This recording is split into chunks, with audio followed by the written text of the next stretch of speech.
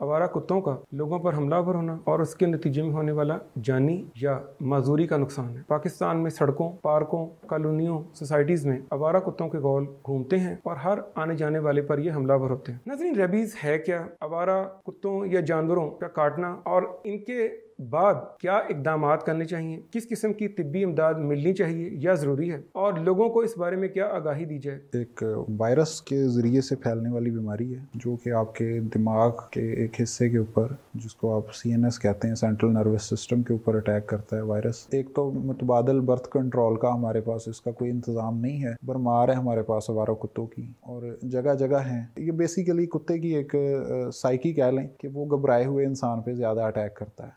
बिस्मिल्लाहिर्रहमानिर्रहीम। मोअज़्ज़िज़ नाज़रीन, अस्सलाम वालेकुम। नाज़रीन, बहुत से वाक़यात ऐसे होते हैं कि जिनका किसी एक शख्स या एक ख़ानदान की ज़िंदगी पर मुकम्मल असर रहता है, और ऐसे ही वाक़यात में से एक आवारा कुत्तों का लोगों पर हमलावर होना और उसके नतीजे में होने वाला जानी या माजूरी का नुकसान है। नाज़रीन, ये हमारा कॉमन मुशाहदा है कि पाकिस्तान में सड़कों, पार्कों, कॉलोनियों, सोसाइटीज़ में आवारा कुत्तों के गौल घूमते हैं और हर आने जाने वाले पर ये हमलावर होते हैं। नाज़रीन, इन आवारा कुत्तों का ख़ास टारगेट छोटे बच्चे हैं, और अगर आप इन वाक़यात की शिद्दत का अंदाज़ा लगाना चाहते हैं तो सिर्फ खैबर पख्तूनख्वा में 2016 से 2019 तक 2,25,000 ऐसे वाक़यात सामने आए, और 2020 में कराची और सिंध में ऐसे वाक़यात की तादाद 1,50,000 थे। नाज़रीन, इन वाक़यात की नतीजे में जानी नुकसान या ताहयात मजूरी एक लाज़मी नतीजा है।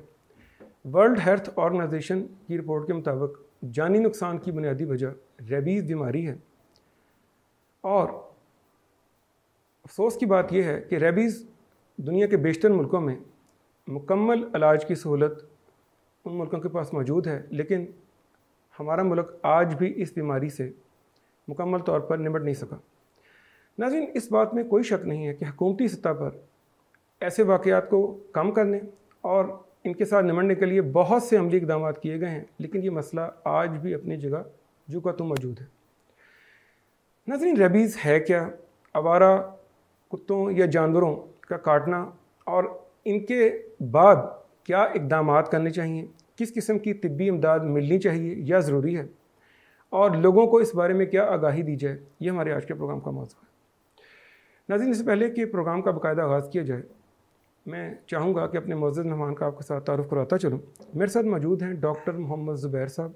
आप चेयरमैन हैं पाक पंजाब हेल्थ केयर प्रोजेक्ट के। प्रोग्राम का आगाज़ करते हैं। अस्सलाम वालेकुम डॉक्टर साहब। डॉक्टर साहब, ये फरमाइए कि ये रेबीज़ की बीमारी ये क्या चीज़ है, ये क्या है? ये बेसिकली एक वायरस के ज़रिए से फैलने वाली बीमारी है जो कि आपके दिमाग के एक हिस्से के ऊपर, जिसको आप CNS कहते हैं, सेंट्रल नर्वस सिस्टम के ऊपर अटैक करता है वायरस। और ये बीमारी आपको एक पानी का आपके अंदर खौफ पैदा करती है, जिसको हम हाइड्रोफोबिया कहते हैं। तो ये बीमारी आपके जिस्म में अटैक करती है दिमाग के ज़रिए से, और आपको चंद दिनों में मौत की तरफ ले जाती है। सही। और डॉक्टर साहब, ये इसमें फरमाइए कि ये बीमारी का जो फैलना है, क्योंकि ये जैसा कि आपने भी कहा कि चंद दिन में, बल्कि हालिया तौर पर हमारे यहाँ करीब ही कनाल रोड के करीब एक वाक़या ऐसा हुआ है जिसमें स्कूल का जो बच्चा था उस पर एक कुत्ते ने अटैक किया इसकी गर्दन पर। वो बच्चा 2 दिन बुखार में मुब्तला रहा है, उसके बाद उसकी तीसरे दिन उसकी डेथ हो गई। तो ये बीमारी का जो फैलने का है वो इसका क्या है प्रोसेस? इसकी देखिए, आप जो केस बयान कर रहे हैं ये बहुत हाई इंटेंसिटी का केस है कि ये इतना तेज़ी से नहीं होता। सही। बुनियादी तौर पे जब आपको आवारा जानवर, इसमें ज़्यादातर समझा जाता है कि सिर्फ कुत्ता जो है वो इसका ज़्यादा ज़िम्मेदार समझा जाता है, हालांकि दीगर जानवरों से भी, जिस तरह बिल्ली है, जंगली जानवर, किसी जानवर से भी ये आपको फैल सकता है। तो इसके अंदर जो सबसे पहली चीज़ है, इसकी अलामात होती हैं। वो इब्तदाई तौर पर इंसान को बुखार होना शुरू होता है, और जिस जगह पे आपको आवारा जानवर ने काटा है या ज़ख़म लगाया, पंजा वगैरह मार के भी ये हो सकता है। उसने जिस जगह पे आपको ज़ख़म लगाया है वहाँ पे वो देखा जाएगा, वहाँ पे एक उसको इरिटेशन और झंझलाहट महसूस होगी उस ज़ख़म की जगह पे। अगर वो ये अलामतें कोई भी शख्स महसूस करता है तो इसका मतलब है कि रेबीज़ का जो वायरस है, जो इंसिफ्लेटिक है, वो उसके जिस्म पे अटैक कर चुका है। ठीक है, इसमें दो चीज़ें हैं, बहुत सारे लोगों में ये वायरस मुंतकिल हो जाता है थूक के ज़रिए से। जानवर जो मुतासरा जानवर है उसके थूक के ज़रिए से वो आपके जिस्म में मुंतकिल हो जाता है, लेकिन वो उसका असरअंदाज जिस्म के ऊपर होना वो कुछ दिनों के बाद या कुछ महीने के बाद भी हो सकता है। यानी इसकी कोई टाइम लिमिट टाइम लिमिट नहीं है, वो आपके जिस्म में वायरस की मौजूदगी जो है वो ख़तरनाक है। लेकिन इसमें एक मैं आपकी थोड़ी सी आपकी वजाहत इस बारे में चाहूँगा कि कहा जाता है कि ये डिपेंड करता है कि जिस्म के किस हिस्से पर काटा है। मिसाल के तौर पर अगर पाँव के करीब या टांग के करीब काटा गया है तो मरीज़ के पास वक्त ज़्यादा होगा, क्योंकि दिमाग तक पहुँचने में वायरस उसको ज़्यादा टाइम मिल जाएगा। जबकि गर्दन या चेहरे के किसी हिस्से के करीब काटा जाए तो जल्दी बीमारी आपके दिमाग पर अटैक कर जाएगी। ये भी ये एक फ़र्जी बात हो सकती है। इसमें वो ब्लड सर्कुलेशन कितना टाइम लेगी आपके दिमाग तक जाने में। ठीक है, अगर आप अटैक थ्रू CNS कहते हैं कि जी वो नर्व के थ्रू दिमाग तक पहुँचे तो वो फिर टाइम इतना ले सकती है ज़्यादा। तो ये जिस तरह अभी आपने बच्चे का केस बताया है विदिन 3 डेज़, ये बहुत शॉर्ट टाइम केस है। ठीक है, इसमें हमने 1-1.5 माह बाद भी जाके इसका अटैक जिस्म के ऊपर होते देखा है। ठीक है, और उसमें दीगर जानवर भी जिस तरह से नेवला, चूहा, बिल्ली वगैरह भी इन्वॉल्व हो सकते हैं, लेकिन ज़्यादा तादाद अगर आप कह लें कि वो 90% से ज़्यादा जो है वो कुत्तों की वजह से ही, आवारा कुत्तों की वजह से ये फैलता है। सही। अच्छा डॉक्टर साहब, ये आप फरमाइए कि अब एक बंदा मुतासर हो चुका, इसको काट लिया है, कुत्ते ने काट लिया, या जिस तरह आप दीगर जानवर कह रहे हैं, उसको फौरी तौर पर क्या करना चाहिए कि जिससे वो सबसे पहले तो जो इसमें चीज़ है वो आपको नहीं पता कि कुत्ता या जानवर मुतासरा है या नहीं है। सही। पालतू कुत्ता जो होता है वो उसको इसलिए नहीं कहा जाता, या पालतू जानवर से इसलिए नहीं कहा जाता कि वो अंडर ऑब्जर्वेशन है, आपको पता है कि वो बावला नहीं है। जो आवारा जानवर है उसके बारे में आपको मालूम नहीं है। उसके 2 तरीके हैं, या तो आप उस जानवर को अंडर ऑब्जर्वेशन रखें 10 दिन के लिए, 14 दिन के लिए उसको आप अंडर ऑब्जर्वेशन रखें और देखें कि वो काटने के बाद बावला तो नहीं हो रहा, जिसको हम पंजाबी ज़ुबान में हलकना कहते हैं। वो हलक तो नहीं रहा। अगर वो हलक रहा है तो इट मीन कि आप कन्फर्म कैरियर हैं, फिर आपको उसके इलाज के लिए तगो-दो की ज़रूरत है। ये एक हिफाजती इकदाम हो सकता है। नंबर 2 पे जो ज़ख़म के इब्तदाई मामलात होते हैं, अगर ज़ख़म की नौइयत को देखते हुए उसको वॉश करना और उसकी मरहम पट्टी करना, ये एक बुनियादी चीज़ है। उसके अलावा इसकी जो वैक्सीनेशंस हैं जो कि हमारे पास ज़्यादातर आउट ऑफ स्टॉक ही रहती हैं, उनका लगना एक हिफाजती इकदाम हो सकता है। बिल्कुल ठीक। तो सबसे पहला वो ज़ख़म को आप मैनेज करें, उसके बाद आप वैक्सीनेशन की तरफ जाएं, या आप जानवर को अंडर ऑब्जर्वेशन रखें ताकि आपको पता चल सके कि ये इस चीज़ का कैरियर है या नहीं है। अगर तो वो कैरियर है फिर तो आपको यकीनन उसके इलाज की ज़रूरत है। यानी इसका मतलब ये हुआ कि ये बात कि आप उसका शिकार होंगे या नहीं होंगे, इस बात पर इसका इंसार है कि वो जो जानवर ने काटा है क्या वो पहले खुद इसका जी वो उसका कैरियर है या नहीं है, इस बात पे वो डिपेंड करता है।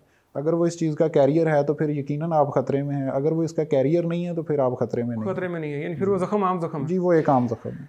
बिल्कुल ठीक है। अच्छा, आपने जिस तरह कहा है कि ये आउट ऑफ स्टॉक रहती हैं, क्या कोई पाकिस्तान में ऐसे मराकज़ या बड़े शहरों में कोई ऐसी पिन पॉइंट जगह हैं कि ताकि नाजरीन के लिए कि अगर किसी के साथ ये वाक़या पेश आ जाए तो बजाय वक़्त ज़ाया करने के फ़ौरन उन इंस्टीट्यूट्स के साथ रब्ता किया जाए ताकि लाइफ सेविंग जो है वो ज़्यादा बढ़ जाए? देखिए ये बुनियादी तौर पे आपके जो गवर्नमेंट के है ऑफिसेज हैं, जिसको आप डिस्ट्रिक्ट हेल्थ ऑफिसेज कहते हैं, उनकी सप्लाईज़ की ज़िम्मेदारी है कि वो हॉस्पिटल्स के अंदर इसके स्टॉक को यकीनी बनाएं। लेकिन ये रेयर केस होते हैं पूरे मुल्क के अंदर। मिसाल के तौर पे हमारे पास जो अदाद शुमार हैं वो 2000 से 5000 तक पूरे मुल्क के अंदर इसके कंफर्म केसेस हैं जिनकी डेथ हो जाती है इस वजह से। 5000 के करीब अमवात हैं पाकिस्तान में, और ये बहुत ज़्यादा नंबर है। ऑस्ट्रेलिया या इस तरह के जो ममालिक हैं, न्यूजीलैंड वगैरह, वहाँ पे इसका कैरियर ही कोई नहीं है। तो ये हमारी एक नाकामी और बदकिस्मती है। वैक्सीनेशन हमारे स्टॉक्स के अंदर अक्सर, और ख़ास तौर पे जो हमारा आपने सिंध का जिक्र किया है, वहाँ तकरीबन ना होने के बराबर है। देहाती इलाके यानी आप कह सकते हैं कि इसमें हो ही नहीं सकता कि वहाँ पे शहरी इलाकों में भी तकरीबन यही सूरत हाल है, यानी कि वैक्सीनेशन ये ना आउट ऑफ स्टॉक ही रहती है ज़्यादातर। गवर्नमेंट इसको बहुत ज़्यादा तरजीहात में नहीं रखती। ठीक। अच्छा डॉक्टर साहब, इसका मतलब ये हुआ कि देखें, एक तरफ हमारे पास वैक्सीनेशन या तो आउट ऑफ स्टॉक है या बहुत महदूद जगह पे है। अब हल फिर क्या रह जाता है? क्या जो ये हमारे आवारा फिरने वाले जानवर हैं, क्या इनकी कोई ऐसी ट्रीटमेंट पॉसिबल है कि अगर हम इनको मिसाल के तौर पर हलाक ना भी करें, जैसे कि बहुत सी NGOs पाकिस्तान में ये कोशिश कर रही हैं, और ठीक है जानवरों के साथ हमदर्दी में इस बात को भी तस्लीम किया जा सकता है, लेकिन क्या कोई ऐसी ट्रीटमेंट है कि जो हम इन जानवरों के साथ कर दें ताकि ये आने जाने वाले लोगों के लिए मोहलक साबित ना हो? देखिए, हमारे पास इसमें एक तो मुतबादल बर्थ कंट्रोल का हमारे पास इसका कोई इंतज़ाम नहीं है। भरमार है हमारे पास आवारा कुत्तों की, और जगह जगह हैं। छोटे बच्चों के ऊपर आपने अटैक की बात की, खुसूसी तौर पे छोटे बच्चों के, ये बेसिकली कुत्ते की एक साइकी कह लें कि वो घबराए हुए इंसान पे ज़्यादा अटैक करता है। तो घबराए हुए या छोटे कमज़ोर? छोटा बच्चा भी घबरा जाता है जल्दी, तो वो जो इसके आगे भागने की कोशिश करता है या डरता है, वो ये उस पर अटैक करता है। ये कुत्ते की एक नेचर में आप इस चीज़ को शामिल कर लें। तो कुत्ता, छोटा बच्चा बहुत जल्दी घबरा जाता है, तो ये छोटे बच्चों पे अटैक करता है। ठीक है, तो इसका हमारे पास कोई बर्थ कंट्रोल का कोई बाकायदा निज़ाम मौजूद नहीं है।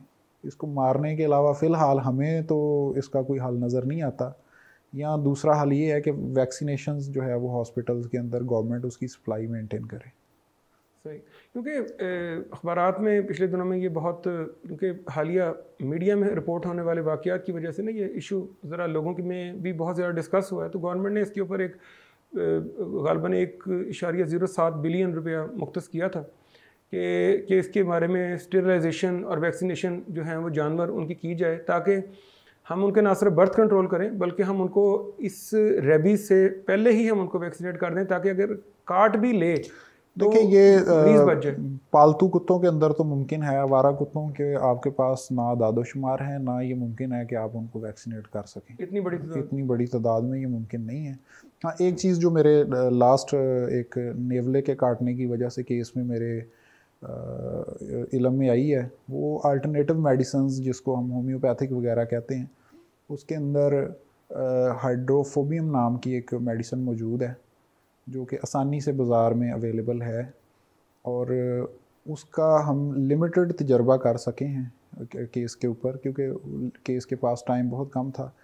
तो हमने 8 घंटों के अंदर पेशेंट को पानी और ख़ुराक लेने में कामयाब हो गए थे, लेकिन उसके बावजूद पेशेंट की डेथ, क्योंकि वो उसके जिस्म के अंदर सरायत कर चुका था, तो वो उसकी डेथ हो चुकी थी पेशेंट की। लेकिन वो खुराक लेने तक की हद तक, जो कि क्योंकि पेशेंट इसका पानी बिल्कुल नहीं पीता, पानी से बहुत ज़्यादा खौफज़दा हो जाता है, पानी को देख के भागना शुरू कर देता है। ऐसे पेशेंट्स को हम अमूमन डार्क रूम्स के अंदर रखते हैं, लाइट रूम्स के अंदर नहीं रखा जा सकता उनको, क्योंकि वो अपने अजीज़ो कारब को भी वो मारने को दौड़ते हैं।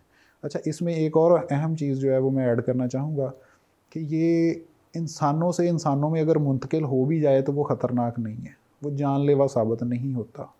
ये बहुत सारे लोग जिनके अजीज़ो अकारब इस बीमारी में मुब्तला हो जाते हैं, उसको फिर उसकी केयर के लिए कोई बंदा रेडी नहीं होता, या उसको बंद कर दिया जाता है, उसको बंद कर दिया जाता है, उसके करीब लोग नहीं आते क्योंकि उनको खदशा होता है कि ये हमें भी ना लग जाए। तो ये इंसान कैरियर इंसान से आगे, जो कि ख़ुद तीसरे कैरियर से डैमेज हुआ है, वो कैरियर इंसान से आगे डैमेज नहीं होगा।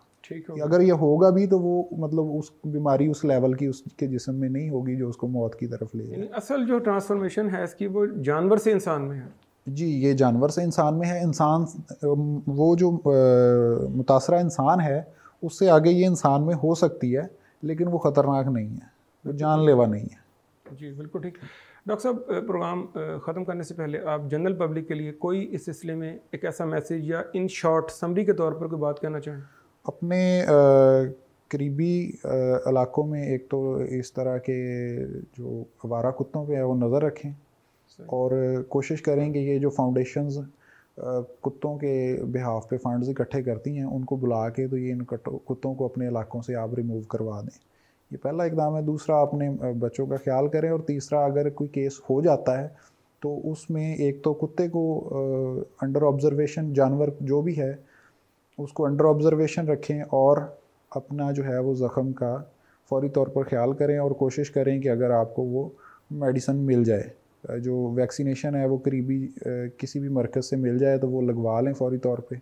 और चौथी चीज़ ये है कि जैसा कि मैंने आपको आखिर में बताया कि अल्टरनेटिव मेडिसिन के अंदर भी इसका सोल्यूशन मौजूद है। तो अगर आपको एलोपैथिक के अंदर उसकी अद्वियात नहीं मिल पाती तो कोशिश करें कि आप जो मुतबादल अद्वियात हैं, होम्योपैथी वगैरह, वहाँ से आप इसकी अद्वियात हासिल करके इसको बर वक्त जो है वो इसका इंतज़ाम कर लें ताकि इस ख़तरनाक और जानलेवा चीज़ से बचा जा सके। बहुत शुक्रिया डॉक्टर साहब, आपने अपने कीमती वक्त से हमारे लिए वक्त निकाला और हमारी बहुत रहनुमाई की। इसके साथ ही नाजरीन, हमारे आज के प्रोग्राम का वक्त अब ख़त्म होता है।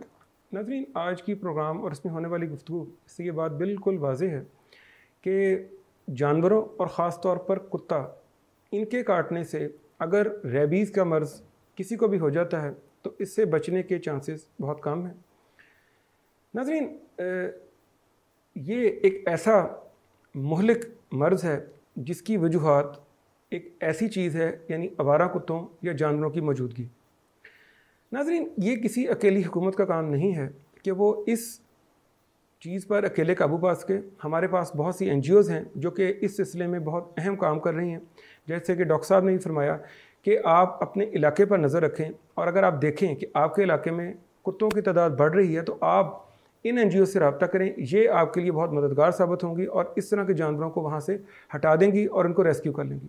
नाज़रीन, इस सिलसिले में मैं तुर्की की मिसाल भी आपके सामने रखना चाहता हूँ। आज से 15 साल पहले तुर्की उसी मुसीबत का शिकार था जिसका शिकार आज हम हैं।